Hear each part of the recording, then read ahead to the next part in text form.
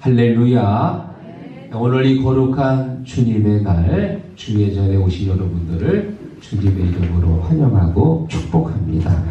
자, 옆에 계신 교우들과 인사합시다. 반갑습니다. 덕분에 설 명절 잘 보냈습니다. 설 명절 잘 보냈습니다.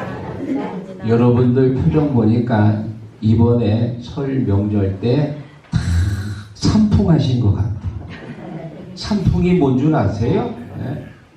자녀들이 용돈을 두둑히 줘가지고 주머니가 풍성한 거, 주머니가.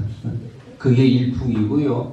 또 기름지고 맛난 음식들을 잘 드셔서 배가 풍성해. 믿습니까? 네. 그리고 제일 중요한 게 항상 성령이 충만하셔서 내 마음에 은혜가 풍성합니다. 그래서 일명 산풍이요.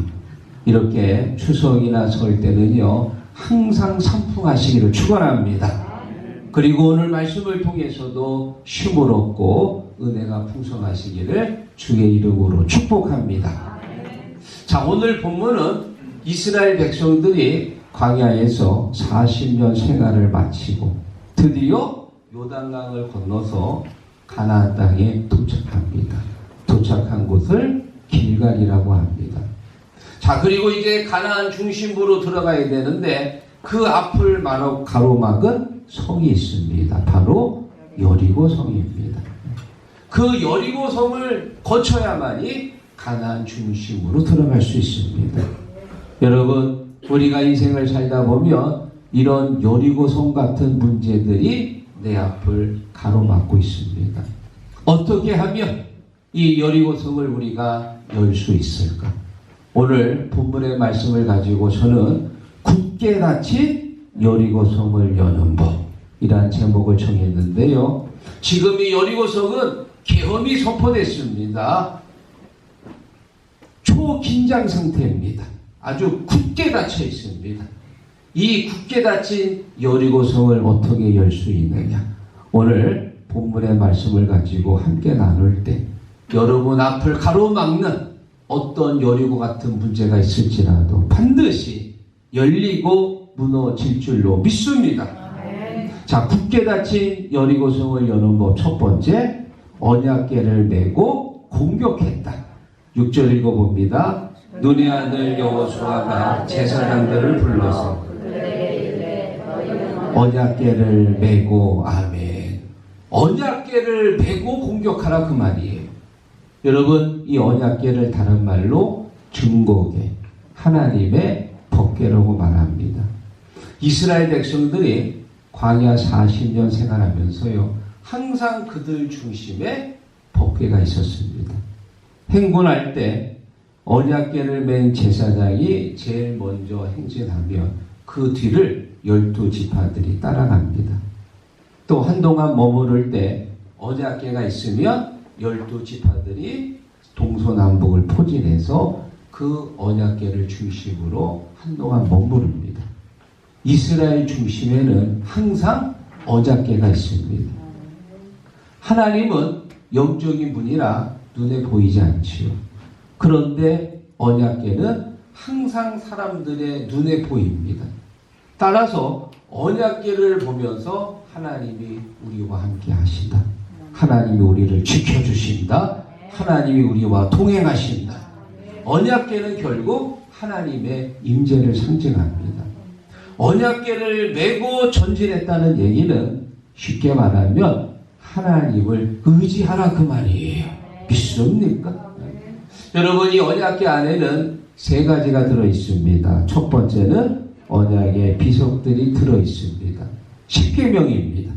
세계 모든 법을 다 이 10가지로 정리한 게 10계명이지요. 그래서 2개의 돌판이 이 언약궤 안에 담겨져 있고요. 그리고 만나를 담은 도랑아리가 그 안에 있습니다. 만나가 뭡니까? 이스라엘 백성들이 40년 동안 먹었던 신비로운 음식입니다. 아침에 일어나기만 하면 지면에 만나가 쫙 깔려 있어요. 그 많은 사람들이 먹는 것을 하룻밤 사이에 그 누가 어디서 만들겠어요? 하나님의 기적이고 하나님의 능력입니다. 이스라엘 백성들은 40년 동안 하나님의 기적 속에 산 거예요. 기적 가운데. 그리고 세 번째 들어있는 게 뭐예요? 아론의 쌍난 지팡이. 지팡이인데요. 그 지팡이에서 싹이 난 거예요. 우리 어르신들 집에 가면 지팡이 한 개씩 다 있으실 거예요. 오늘 집에 가시면 그 지팡이를 그 밭에다가 이렇게 심으세요. 그리고 물을 잘 주세요. 내일도 물 주고 그 다음날도 물 주고 일주일 동안 물을 주면 그 지팡이에서 싹이 나온다 안 나온다? 안 나오지. 죽은 지팡이 뭐가 싹이 나오겠어요? 싹이 나오는 게 아니고 요 가까운 병원에서 사람이 나옵니다. 그리고 모시고 가요. 왜? 치매 걸리신 줄 알고 편안하게 모시고 가서 이제 치료를 잘 받을 수 있습니다. 죽은 지팡이에요. 그런 죽은 지팡이에서 싹이 나왔다는 얘기는 하나님의 기적이고 능력입니다. 그래, 이 언약궤 안에 이 세 가지가 들어있다는 얘기는 하나님의 기적과 능력이 함께하고 있다. 언약궤를 메고 간다는 얘기는 하나님을 의지해라. 하나님이 너희와 함께 하실 것이다. 두려워 말라. 내가 너를 도와주리라. 할렐루야. 여러분, 지난 설 명절날 여러분들이 보고 싶은 자녀들을 다 만나셨을 것이고 또 우리 귀여운 손자 손녀들에게 세뱃돈도 다 주셨을 겁니다. 여러분 자녀들 중에는 사업이 어려운 자녀도 있을 거예요. 또 이미 나이가 지났는데도 장가 시집 못 간 혼자 사는 자녀들도 있을 겁니다. 또 우리 손자 손녀들 중에는 취업을 준비하는 자녀도 있을 것이고 군대 가 있는 아이들 또 공부하는 아이들 가정마다 다 여리고 같은 문제가 있어요. 대동소이합니다. 가정마다 문제들이 다 비슷해요. 내 힘으로 내 능력으로 그 문제 해결할 수 있나요? 없습니다. 하나님을 의지해야 돼요. 전능하신 하나님께서 열어주셔야 돼요. 풀어주지 않으면 내 힘으로 내 능력으로 안 됩니다. 우리가 살아봐서 알잖아요. 내 인생이 내 마음대로 되던가요? 안 됩니다. 하나님이 열어주셔야 돼요. 하나님이 열어주셔야 취업의 문도 열리고 결혼의 문도 열리고 건강의 문도 열리고 시국교회 부흥의 문도 열리고 할렐루야. 그래서 시편 115편 9절에 말합니다. 이스라엘아 여호와를 의지하라. 그는 너희의 도움이시요 시로다. 할렐루야. 하나님을 의지하라는 거예요. 그래야 하나님께서 너의 도움이 되시고 너의 방패가 되신다. 여러분 혹시 이런 단어를 읽어보셨습니까? 점심. 점심 아닙니다. 점신입니다. 신. 포스텔라 천명. 저도 이걸 보다가 이게 도대체 무슨 얘기지? 하고 다시 한번 보게 됐는데요. 운세 서비스를 제공하는 앱입니다. 휴대폰에 앱 있잖아요. 그래 이 사람들이 연초 연말이 되면은 더 자기의 운세가 걱정되고 궁금해가지고 사람들이 점을 많이 본다는 거예요. 특히 우리가 지난해 12월 달 계엄령이 선포되고 또 제주항공 추락 사고가 있으면서 사람들이 더 걱정이 되고 더 불안이 많아져가지고 이렇게 휴대폰으로 앱을 가지고 점을 친다는 거예요. 여러분 아무리 내 운세를 보고 유명한 점집에 가서 점치고 부적을 받아도 내일은 아무도 모릅니다. 제주항공기가 방콕에서 출발해가지고 몇 시간 동안 안전하게 날아왔는데 착륙하기 한 10분 전에 새떼하고 부딪혀가지고 그렇게 추락할 줄 누가 알았겠어요? 한참도 알지 못합니다. 내일은 우리의 시간이 아니고 하나님의 시간입니다. 그래서 우리가 하나님을 의지해야 돼요. 내 힘으로 내 능력으로 할 수 없습니다. 주님 앞에 맡길 때 주님께서 내 길을 열어주시는 거예요. 어려운 일 당할 때 나의 믿음 적으나 의지하는 내 주를 더욱 의지합니다. 여러분, 세월 지나갈수록 의지할 건 주님밖에 없습니다. 하나님 의지하십시오. 언약궤 메고 공격할 때에 주님이 그 굳게 닫힌 여리고성을 열어주시는 줄로 믿습니다. 자, 그리고 두 번째, 굳게 닫힌 여리고성을 열려면 나팔을 불고 공격했다. 8절 읽어보겠습니다. 여호수아가 백성에게 이르기를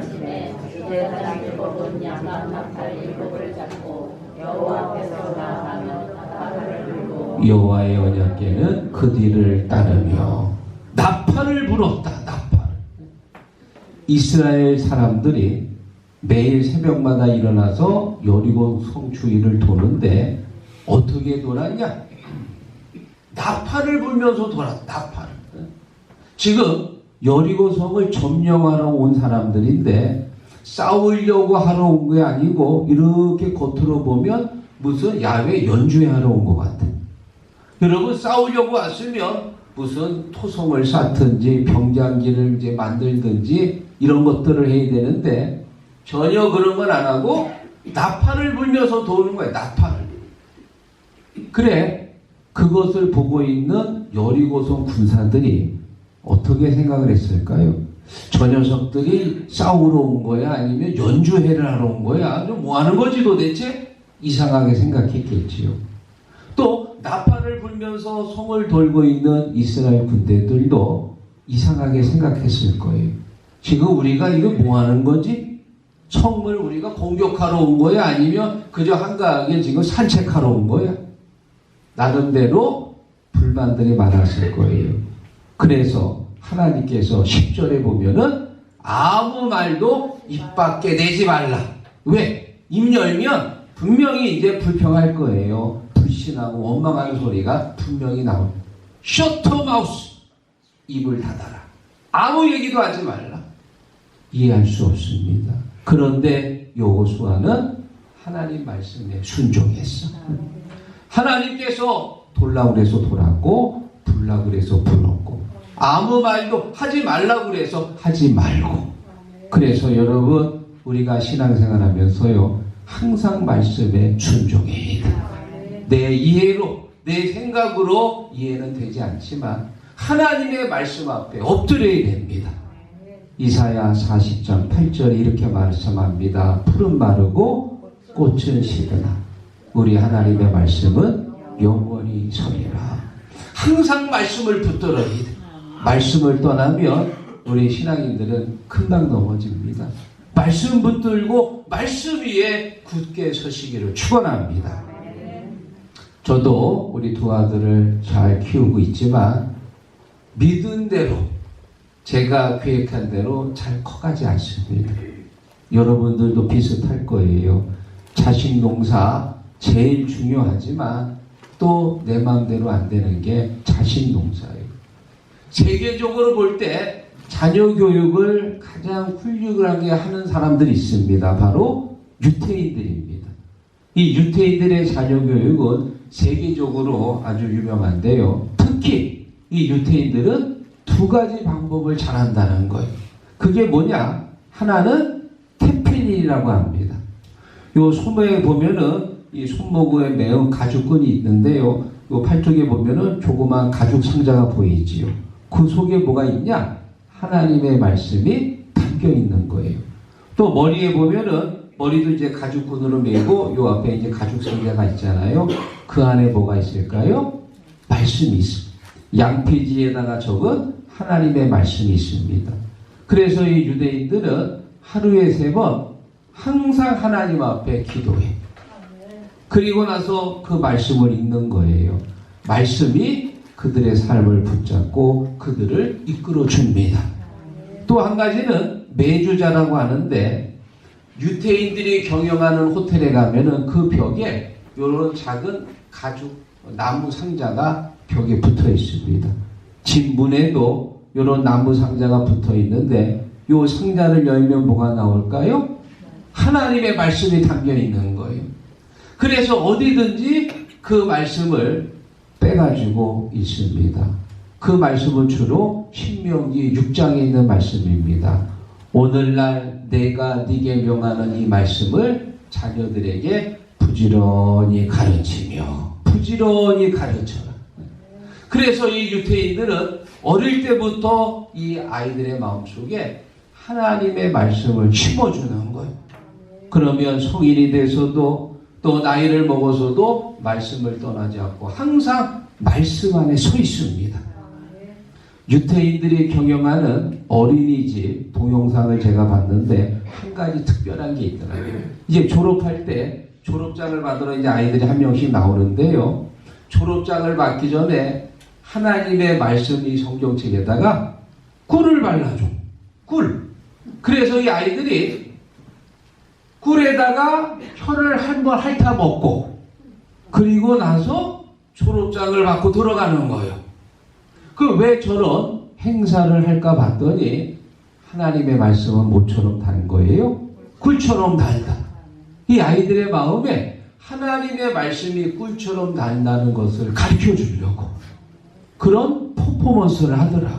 야, 역시 다르긴 다르다. 여러분에게 한 분을 소개합니다. 19세기 유명한 부흥사였던 무디 목사님인데요. 이 무디 목사님이 청년 시절에 있었던 일입니다. 신앙생활을 시작했지만 늘 마음이 공고합니다. 어디로 가야 될까 하다가 산기도들을 갔다는 거예요. 그래 산기도 가가지고요 아주 풍성한 은혜를 받습니다. 정말 기가 막힌 성령을 체험합니다. 그리고 이제 냈다 하고 내려와서 신앙생활을 또 이어가는데 2달쯤 되니까 또 마음이 곤고해지기 시작하는 거예요. 그래서 이번에는 부흥 집회마다 쫓아다녔다는 거예요. 박수치고 찬송하고 기도할 때 아주 가슴이 펑 뚫리면서 정말 감당할 수 없는 큰 은혜를 받았습니다. 야, 이제 됐다. 그리고 또 본교에 돌아가서 열심히 신앙생활 하다 보니까 2달쯤 되니까 또 마음이 공고해지는 거예요. 나는 이 정도밖에 안 되는 인간인가? 왜 이렇게 나는 마음이 자꾸만 공고해지지? 하고 자기를 자책하면서 성경책을 열었더니 마치 로마서 10장 17절의 말씀이 나오더래요. 들음은 그리스도의 말씀으로 말미암느니라. 그리스도의 말씀으로 믿음으로 생겨난. 맞아. 하나님의 말씀을 읽어야지. 말씀. 그리고 나서 이 무디 목사님이 그때부터 말씀을 읽기 시작했는데 말씀을 읽으니까 1달이 지나도 2달이 지나도 1년이 지나도 10년이 지나도 마음이 곤고해지지가 않는 거예요. 말씀 앞에 바로 서니까 말씀의 뿌리가 내리니까 흔들리지 않더라 그 말이에요. 사랑하는 성도 여러분, 말씀을 붙들어야 됩니다. 나팔을 불라는 얘기는 말씀 붙들고 살라 그 말이에요. 항상 말씀이 여러분을 이끌어 줄 겁니다. 말씀 위에 굳게 서시기를 주의 이름으로 축원합니다. 자, 그리고 마지막 3번째, 굳게 닫힌 여리고 성을 열려면 일찍 일어나 공격했다. 12절 같이 읽어봅니다. 또 여호수아가 아침에 일찍 일어나니 제사장들이 여호와의 궤를 메고. 이스라엘 백성들이 여리고 성을 돌 때 언제 일어났어요? 아침 일찍. 다시 말하면 새벽에 일어난 거예요. 새벽. 이스라엘 백성들이 광야에서요 40년 동안 뭐 했냐? 새벽 기도 훈련을 했어요. 왜? 일어나야만이 만나를 거두는 거예요. 조금 늦잠을 부리면 해 뜨면 어떻게 돼요? 만나가 다 녹아서 사라집니다. 먹고 살려면 싫든 좋든 무조건 새벽에 일어나야 돼. 그래 이 40년 동안 하나님께서 이스라엘 백성들을 철저하게 훈련시킨 거예요. 사람들 중에는 잔머리 굴리는 사람이 있습니다. 매일같이 일어나는 게 싫으니까 월요일날 일어나가지고 일주일치를 왕창 걷어서 그러면 다음날은 늦게 일어나도 되잖아요. 굉장히 머리를 잘 쓰지. 그런데 하나님은 한 수 위야. 왜? 다음날 되면 어떻게 돼요? 그 만나가 벌레가 나서 못 먹어. 만나의 유효기간은 딱 하루입니다. 그러니까 매일 먹고 살려면 매일 일어나야 돼. 그래서 이 40년 동안 일어나는 훈련을 받은 거예요. 우리 예수님도 정말 새벽을 좋아합니다. 하나님도 새벽을 좋아하시오. 시편 46편 5절에 보면 하나님이 그 성중에 계심에 성이 흔들리지 아니할 것이라 새벽에 하나님이 도우시리라. 믿습니까? 하나님이 언제 돕는다고요? 새벽에 돕는다는 거예요. 새벽에. 우리 예수님도 늘 새벽마다 일어나셔서 기도하셨습니다. 낮에는 사람들이 막 쫓아다녀가지고 자기 시간이 없어요. 그런데 새벽은 예수님만의 시간이에요. 그래서 늘 새벽마다 예수님은 늘 기도하셨고요. 얼마나 새벽을 좋아하셨는지 부활도 언제 하셨어요? 새벽에 하셨어요. 안식 후 첫날 이른 아침 새벽에 부활하셨습니다.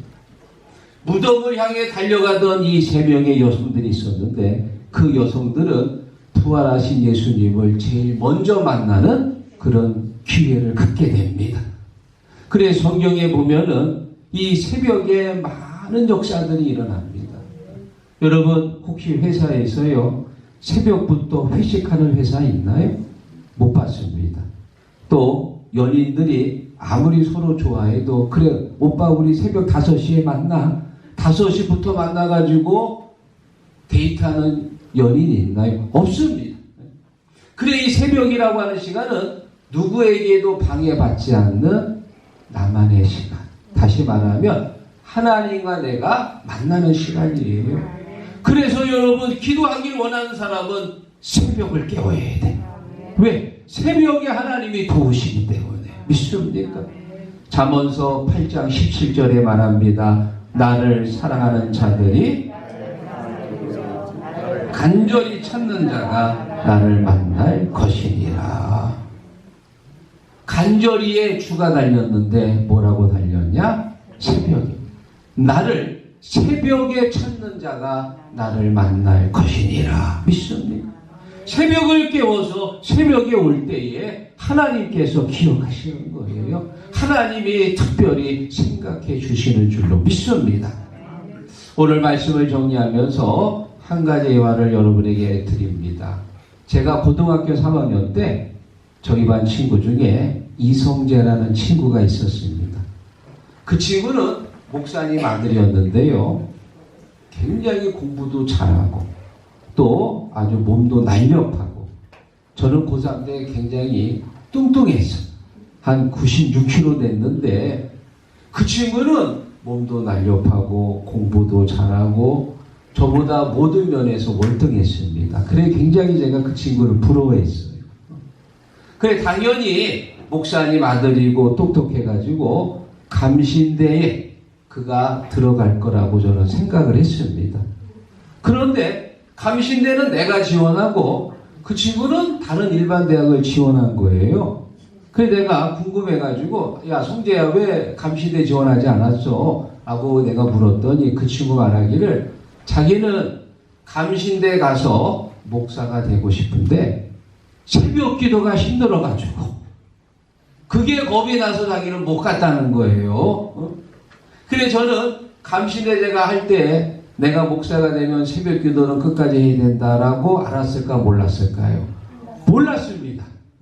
그냥 중학교 다니면서 받은 은혜 때문에 나는 목사님이 돼야지 하고 그냥 받은 은혜만 생각했지 내가 목사가 되면 끝까지 죽을 때까지 새벽 기도 해야 돼. 그리고 이사도 자주 가야 돼. 그거 알았으면 나 못 갔겠지. 그런데 그냥 아무것도 모르고 그냥 은혜만 생각하고 가가지고 그래도 하나님께서 지금까지도 이렇게 쓰시니까 너무 감사하시더라고. 믿습니까? 사랑하는 성도 여러분, 이 새벽 기도는 평신도한테도 힘들지만 목회자들한테도 쉽지 않아요. 그러나 새벽을 깨울 때 하나님이 기억하시는 거예요. 하나님이 축복하시는 줄로 믿습니다.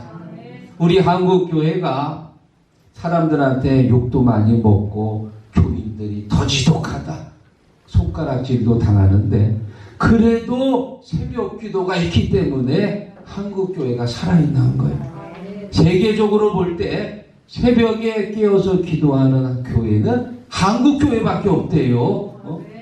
그래도 우리 한국교회가 새벽이 살아있기 때문에, 새벽에 기도하는 용사들이 있기 때문에 성령께서 촛대를 거두지 않으시고 날마다 교회를 통해서 역사하는 줄로 믿습니다.